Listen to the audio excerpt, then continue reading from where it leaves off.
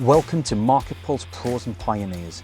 Each week, I talk with industry leaders on both marketing and entrepreneurship and business to find out all about their wins and failures in marketing right now.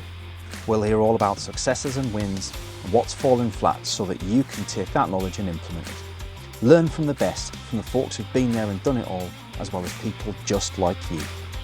Thanks for joining us. This is MarketPulse Pros and Pioneers. Hello, and welcome to another episode of MarketPulse Pros and Pioneers. This week, I have the privilege of welcoming Jane Bayler to the show. Hi, Jane. How are you? I'm great, thank you. It's lovely to be here, Paul. Great to have you on the show. Thanks very much for coming along. For those of you watching at home, Jane is a brand marketer, consultant, and founder of the Smart Connector, which I love. I have to say I love that because it is so much about the things that are missing in a lot of businesses. With over 15 years in media and entertainment, she's developed campaigns for major global brands like British Airways and Coca-Cola. It wasn't Santa, so don't ask. Jane grew her brand identity business from 1 million to 6 million before selling it to Interpublic. And today she helps business owners and experts build successful brands through her consultancy program. Jane is also the author of the Smart Connector and hosts a top 2.5% global podcast by the same name. I'm in awe, Jane. It's very well, what I class as digital celebrities on the show. It's truly an honor to have you on. Thanks for coming along. Do you want, for the people at home, do you want to share a little bit of that amazing story that you've been through? You've got a lot of real context to add to the people that are listening at home. Oh my God. Yeah, well, the story, it's been a long story, to be honest. Obviously, I've got a business story, I've got a personal story, I've got a journey in terms of my health and in terms of my personal development and all of those exciting things. So I don't know, where would you like to start, Paul? Well, I mean, let's start with the brand identity business. I mean, you grew that from 1 million to 6 million and then sold it. That's a dream for a lot of the business owners that are listening to this show. Talk us through it. How did you manage to do that? Yeah, so actually, when I joined the business, it was an existing business. It had been around for a few years, but it had really flatlined. And I was brought in as managing director initially to work with the two partners who actually owned the business. So I didn't come in as I wasn't a founder of that business. So what had happened is they were both creatives and they had both left the BBC. It was a moving image design business. That's what it was. So they had got quite a lot of work and a following wind, I think, in the early days in terms of things like title sequences and a few commercials because there were graphic designers. There was a lot of typography involved and that type of thing. Mm-hmm. So things had gone quite well. But then I think what happened is the market started becoming very commoditized and a lot of new entrants were coming in. Everybody will be familiar with that if you're in creative services.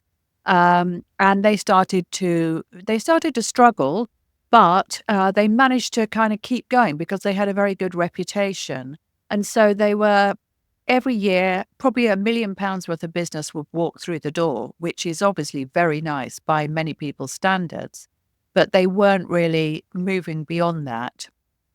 And I think another reason for that was because they didn't really like each other very much. I think they were rivals, really, and they both did the same thing. And of course, we all know that in businesses are stronger when they have people who have complementary skill sets as opposed to the same ones. And I think the fact that they both did the same thing meant that every time a really nice project walked through the door, they both wanted to do it. Yeah. And they would argue about it. They would argue about which designers were going to be on their teams. And they couldn't seem to agree about anything. And so when I came in, obviously, everybody was telling me this. It was a bit like being in a family. A lot of people said this, where the two parents were heading towards divorce. Because they were just fighting all the time. And being media, obviously, it was all very dramatic. There was a lot of chair throwing and alcohol and all sorts of things that only people that work in media really understand. Let's just say tempers get frayed. It's a bit like the kitchen of a of a kind of top hotel or something like that. You don't see what goes on behind the scenes.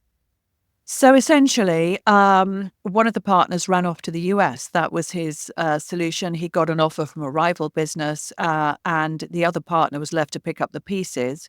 And at that point, he said, I can't do it without you, Jane.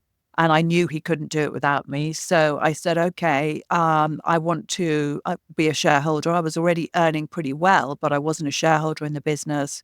And I said, I want a profit share, and I've got some terms and conditions. I want you to stop taking everything out of the business and actually invest some of the profits in the business. And I won't ask for a really huge increase in my salary, but what I do want is a profit share, and a decent one at that.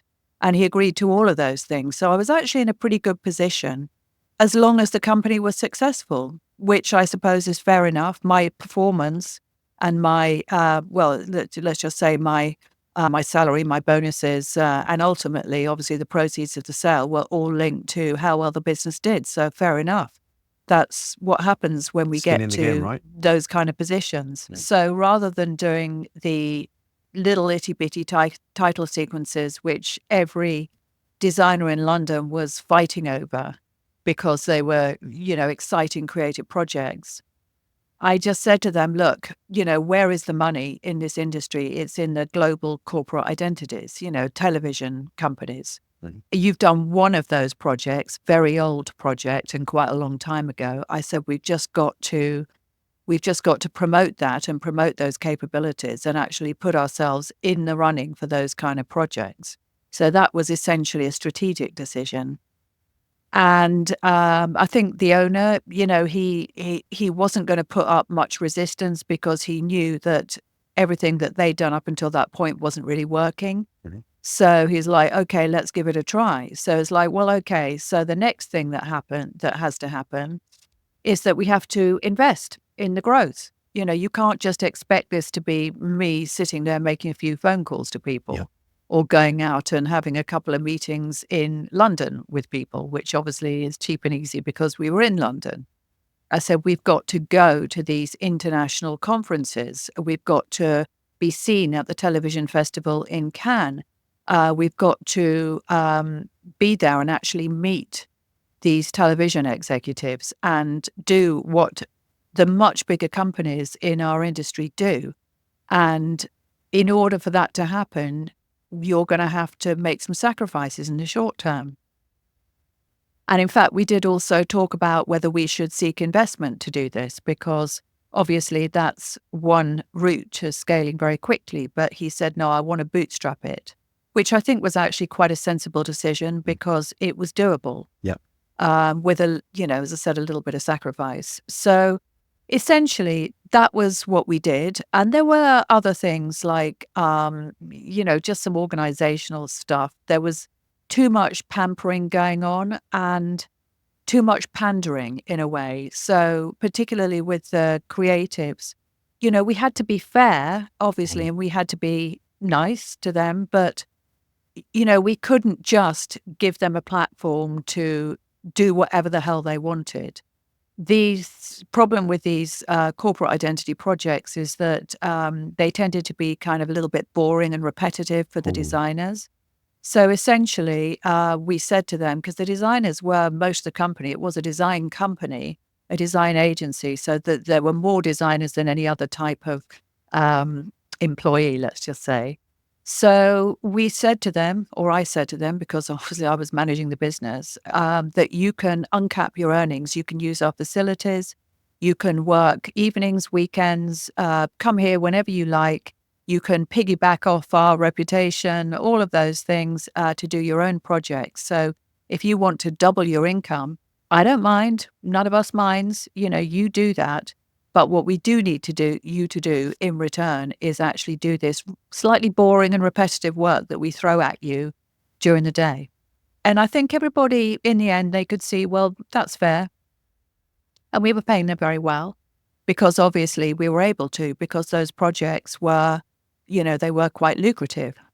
So, we just kind of set the right things in place in order for, I suppose it's just like planting seeds really, isn't it? And then watering them in order for it all to happen, if that makes So I think, sense. if I'm going to replace some of that in terms of what the SME business owners who are listening to this might take away from that is, I guess, understand what it is that you need to do in order to grow, and understand where those clients are, where you engage them. Is it on LinkedIn? Is it on WhatsApp? Is it at a conference?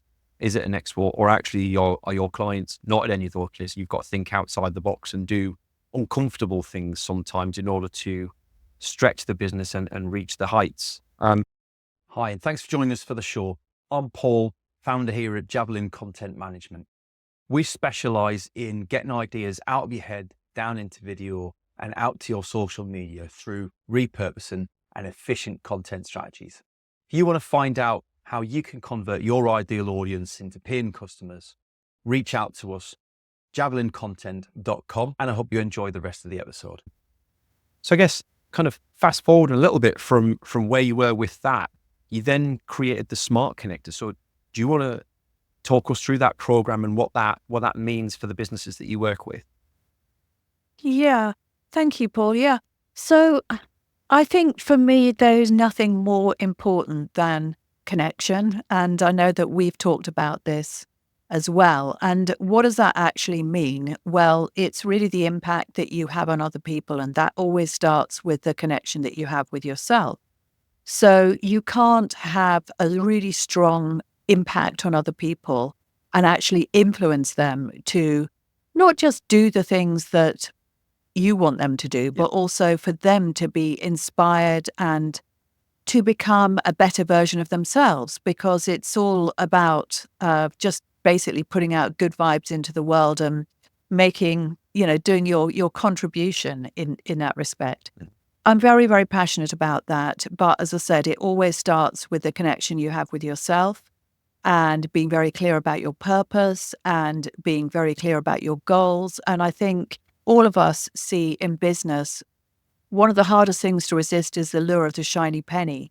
And that tends to happen when we don't have clarity around what we need and want individually, as well as from our businesses. So I think, today there are so many distractions, and we do have to be very mindful that if we are going to have the impact, both interpersonally and also in terms of how other people perceive us in, one-to-many communications like this, then it all stops and starts with us and the work that we do on ourselves. So for me, that's smart connection as opposed to just connection, because it makes connection smart, if that makes sense. Yeah. So I guess, Jane, having worked with brands like British Airways and Coca-Cola, to name a couple of those, what are some of the key branding lessons that smaller businesses can take from your learnings, where they can take that and implement that, today, tomorrow, next week, that work with their visibility and impact? Yeah, great question, Paul. So I think branding in itself is the same. It's the same principles, whether you apply it to a huge global brand like Coca-Cola or a tiny little one-man business. Essentially, it's really about managing perception. And obviously, the simpler that perception is, the easier and the more inspiring as well, the easier it is to have that impact and to build a brand. So I think a lot of it is to do with distilling your message to market, your value proposition, everything down into some very, very simple, sticky words and phrases. And when you think about some of the taglines of the greatest brands in the world, they immediately conjure up a feeling, a spirit, if you like. So you think about Nike and Just Do It. You think about De Beers and Diamonds Are Forever. Yeah. L'Oreal, You're Worth It. They're obviously all linked to different buyer personas and also different markets. And so there's a lot of sort of similarities in terms of the approach, but obviously the implementation and the way that they put that message out is going to be different. So essentially, brand is really just the foundational bedrock, really, of anything that is expressed or done through the marketing communication strategy. And in that way, it's great, really, because the principles are the same whether it's a huge global brand or a tiny little local business. I always find brand and messaging quite interesting, right? Because there are people out there like yourself who seem to make it seem very, very easy to do. And I've spoken with people who can do it on the fly, right? Like I've got a good friend of mine who was the face of Hasbro Games for many years. And he often gets businesses and startups to pitch to him for 10, 15 minutes even. And at the end of it, he will boil down what they've said into one sentence.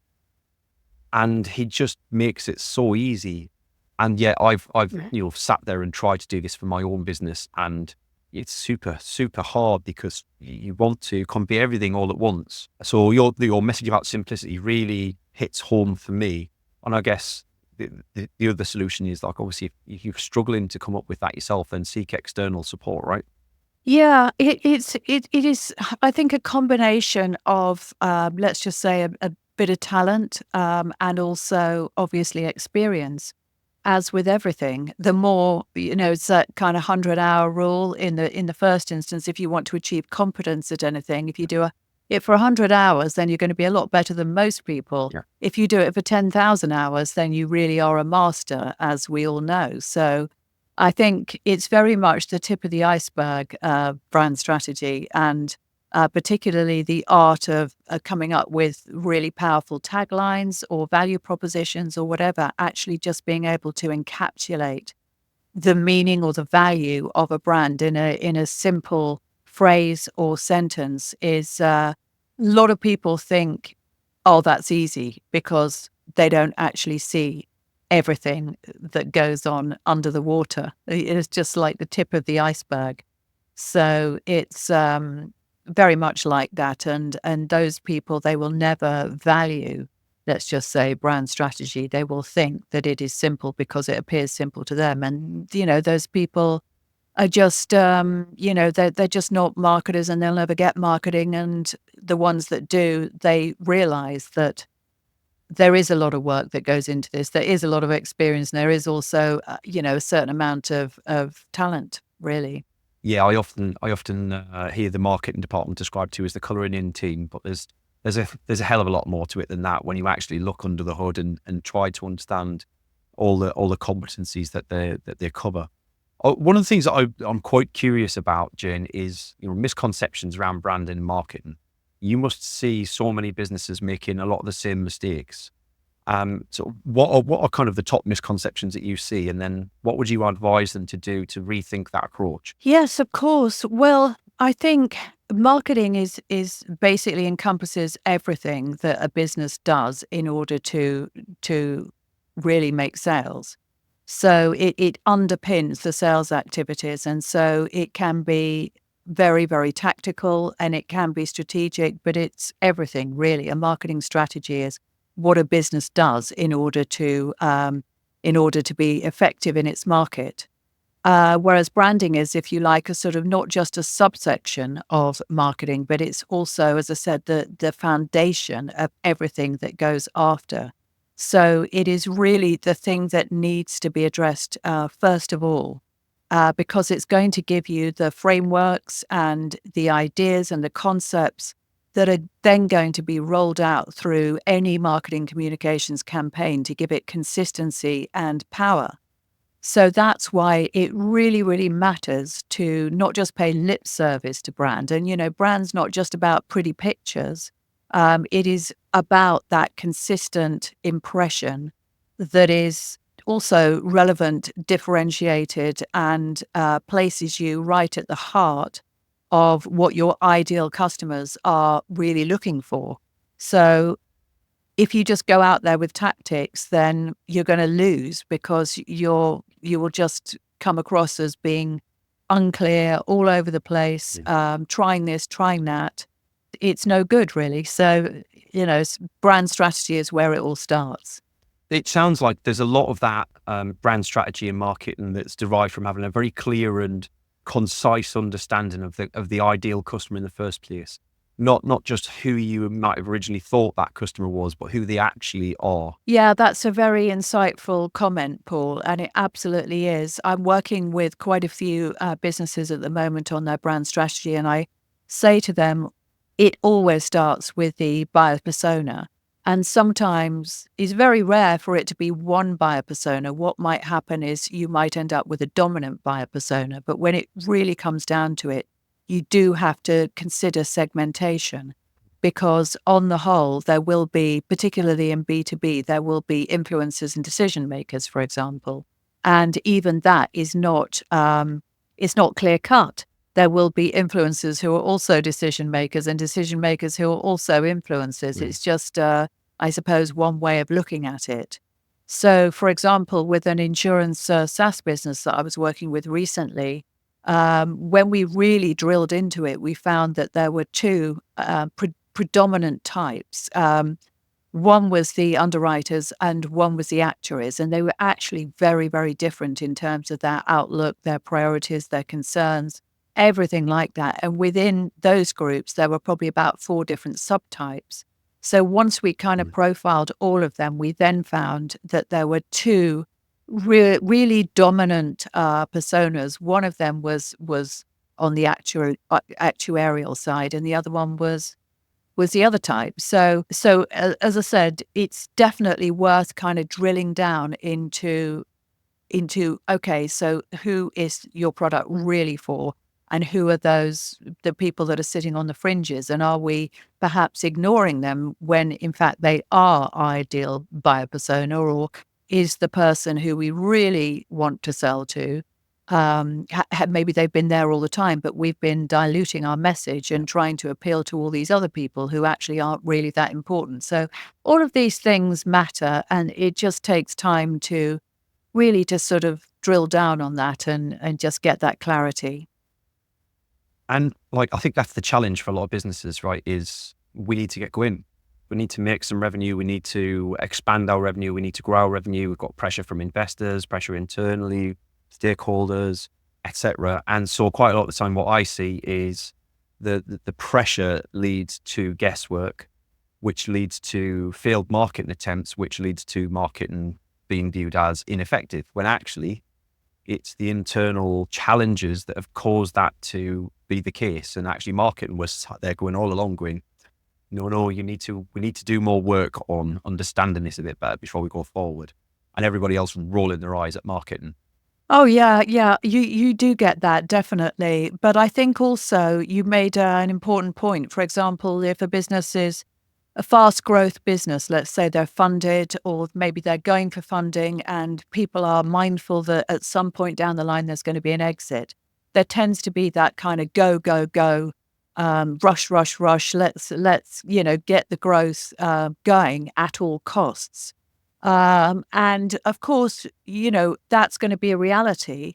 But what happens with fast growth businesses is that things change a lot, and they change very fast. And who you might think your ideal buyer persona is on day 1, by the time you get to day 60, and particularly if you've actually got a campaign running, you might change your mind a little bit. And I think that's the dynamic nature of business growth. So it's hard because you have to balance it. Obviously, on the one hand, you have to have this kind of North Star, which is this ultimate outcome, and this is the place we want to get to, and this is who we want to serve. But along the way, what tends to happen is that we start off serving everyone, and then once we've started serving everyone, because we're just grateful for the revenue in the early days, we have a bit of a shakeout, and we realize, these are the people that actually I don't want to serve. And these are the people that I really, really do want to focus on, or the businesses I really want to focus on. So that is a natural part of our evolution as business owners. And I think that we just need to be mindful that if we are working with a brand strategy, we do have to visit it as well as the business strategy, relatively frequently, and update it. Because things don't stay the same. It's very comforting to think that there's that certainty, and we only have to do this exercise once every 10 years. It's not gonna get you the results that you want if you don't revisit it. So then that leads nicely into one of the 2 questions I ask all of our guests.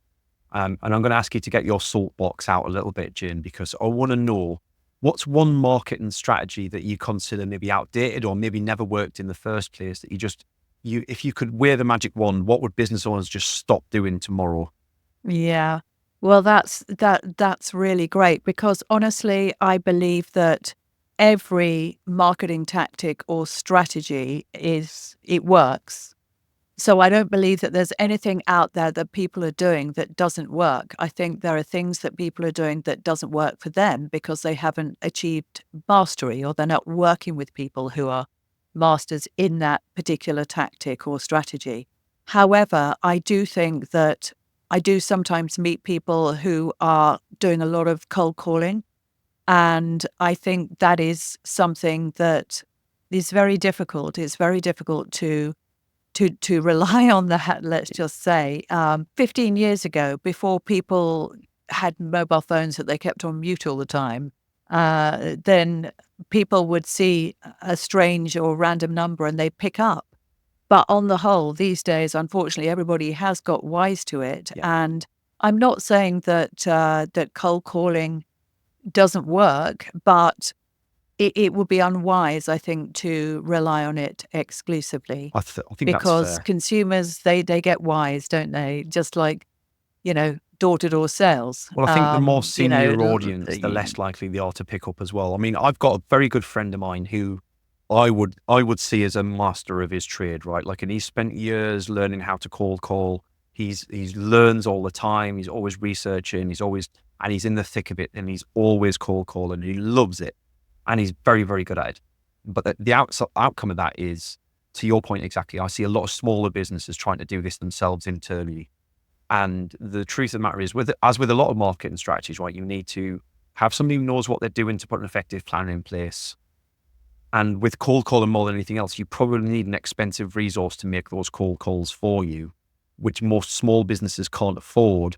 So they outsource it to Yeah. somewhere cheaper who does a really bad job and ruins your brand reputation in the marketplace.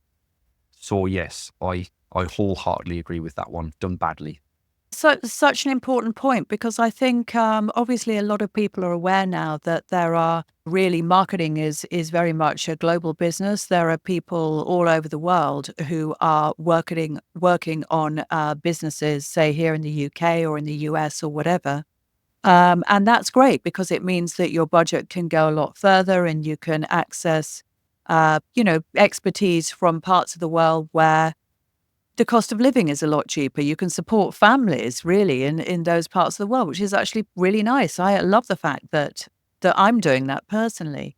But when it comes to something that is really, really critical, wanting to get a return on investment, you will always get better results if you work with people who are experts in that area. And otherwise, it is so easy just to try and cut corners, and then you'll just end up with something that doesn't work, loses your money, you don't get an ROI, you end up very disappointed and feeling as though, okay, it just doesn't work. Yeah. And that is the reason it doesn't work, as we both of us have agreed, is because you're just not working with people who are skilled enough. You're not Because doing it for free, every yeah. single thing that you do, even, cold calling, door-to-door sales, or any tactic works. Otherwise, people wouldn't do it. Amazing. And then to flip that on its head, like, what's one tactic or strategy that you wish businesses would look to adopt more often? Like, what do you think is underrated in the marketplace that few businesses are trying, that they could really gravitate themselves towards? Yeah. So I think the power of content is amazing these days, particularly video content, YouTube, podcasting, what we're doing here, making short form clips, reels, all of that type of thing. So powerful. This is very much the way that the marketplace is going, the online marketplace, very, very video based. So I'm a huge fan of video content. I don't do nearly enough of it myself. And I also think there's always going to be a place for quality content. I'm just about to publish my next book. I think there are people say, oh, nobody reads books anymore. No, people are reading books. I'm a massive reader of books. I've always been given like my 5-star, award by Kindle. Yeah. So some people don't read books. Some people just watch videos. Some people prefer audio content. And I think the businesses that win are those that understand that people have different learning styles. Some people have very short attention spans. They love short form video. Some people just love nothing better than to get buried in a book for an hour. Some people just love to go for a walk or maybe go for a run or go to the gym or get into the car and listen to a podcast. And if you can multi-purpose content to appeal to those different learning styles, then I think it definitely increases your chances of winning. I'm smiling because I feel like you took the words out of my mouth. I love that, Jane. Thanks very much for that. That's brilliant. It's nice to feel validated from the outside sometimes, because I feel like I preach this every week in this series. So thank you very much for that. Jane, it's been a genuine pleasure having you on the show. If people are listening along and they want to find out a bit more about the Smart Connector program, or you particularly, how can they reach you? What's the best way to contact you? I'm on LinkedIn most days. I would say that is probably my strongest platform. And also you can email me on jane@janebayler.com, or you can go to my website on www.janebayler.com. So, or you can listen to my podcast, which is The Smart Connector. So I'd love to hear from you. And thank you so much, Paul, for inviting me on the show. It's been such a pleasure. Really enjoyed talking to you. No problem at all. I will make sure all of those links are in the show notes for anybody who wants to find out more. And most importantly, thank you at home for listening or watching along. Really appreciate your support as ever. And if you have any questions or queries, please do reach out and chat with us. We are both quite active on LinkedIn. More than happy to field people's questions. Bye-bye. See you next week. Bye-bye. Thanks for joining us for today's show. I hope you enjoyed it. If you'd like to feature on a future show, or you've got some ideas for folks who would make a great guest, please drop us a line. Contact details are in the show notes, and I'd love to hear from you. Your host today was me, Paul Banks, founder at Javelin Content Management. Here at Javelin, we specialise in helping busy business owners just like you to repurpose video content, taking all the stress and tech problems away and turning your long form video into literally hundreds of pieces of content without breaking the bank. We describe it as getting ideas out of your head into video and out to your socials. If you want to launch your personal brand, become the vendor of choice for your audience, or maximise your sales revenue impact, we'd love to hear from you. Join us next Wednesday for the next episode, and don't forget to subscribe and give us a review. Our podcast is only possible with your continued support.